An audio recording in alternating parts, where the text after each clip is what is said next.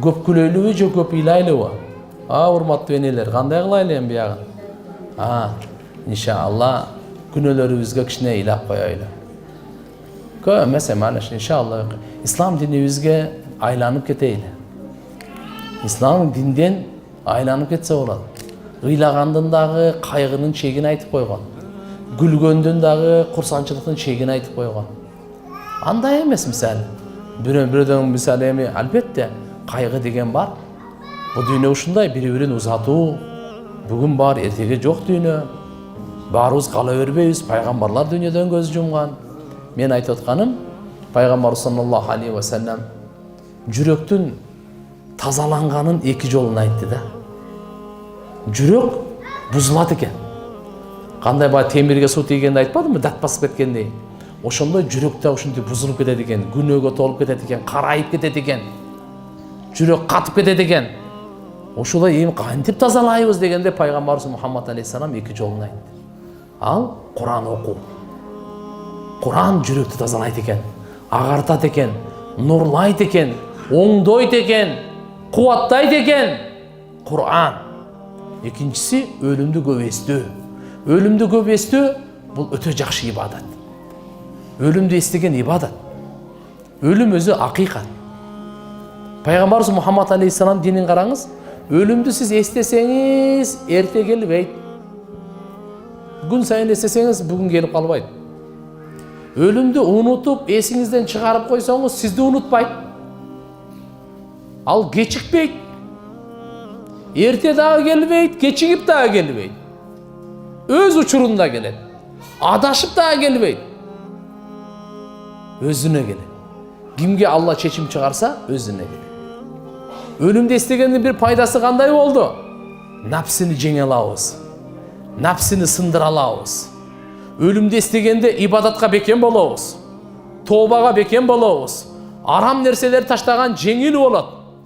Качан биз өлүмдү эстесек, Пайгамбарыбыз бекер айткан жок.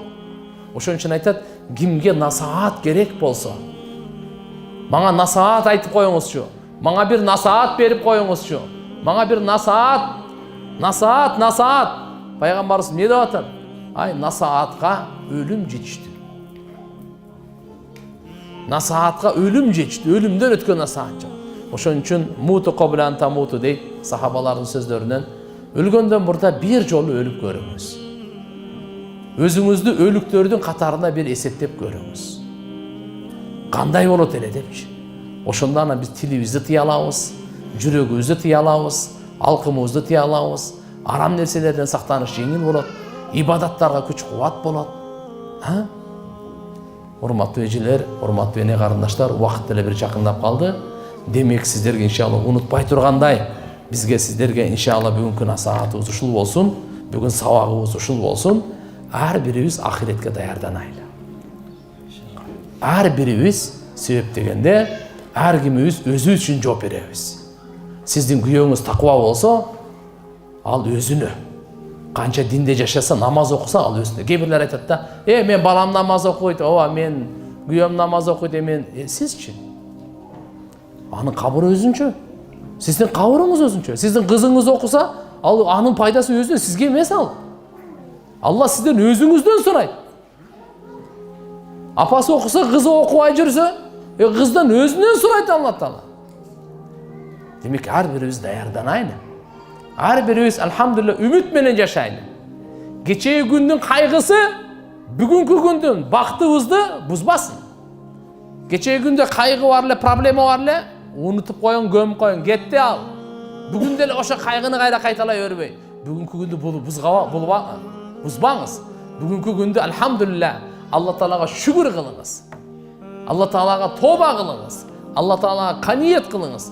Жаратканга разы болуңуз. Бүгүн намазды үйрөнүңүз. Бисмилла деп, эми намазды таштабайм. Эми Куранды таштабайм. Күн сайын 5 мүнөт, 10 мүнөт эстегенде урматтуу энелер, үйдө диний китеп окуңуздар. Биз бир жолуктук, мүмкүн 1 жылдан кийин жолугарбыз. Мүмкүн жолукпай каларбыз, Кудай билет. Алла билет. Ошондон кийин ким бар, ким жок. Бирок ушу бир аманат. Үйдө китеп окуйлу, Куран окуйлу, Пайгамбарыбыздын өмүр баянын окуйлу, өзгөчө амалдарга кызыктырган диний китептерди окуйлу. Фазаил амал деген китеп бар. тандалган хадис деген китептер бар. Момундардын бакчасы деген китептер бар. Ушуларды үйрөнгөндөн кийин анча-мынча фик китептер, хадис китептер, Кур'ан, ушуларды маселелерди үйдө диний маселелерди угайлы кичине.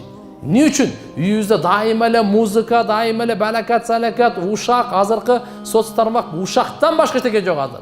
Ошо менен эле кете бере турган болсок, жашообуз түгөнө берет, жүрөгүбүз карая берет, күнөөлөрдү ала беребиз, ахиретке барып калабыз да ошо ойдо.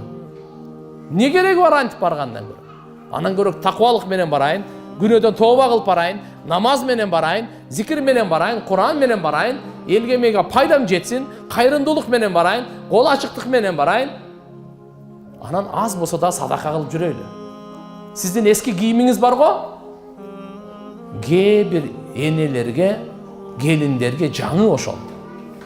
Ошон үчүн иншалла болбогон эле жолук кийимге кайра кап боло бербейли. Бүгүн мен албай калдым, тигинтип калдым, бинтип калдым да жок туганда.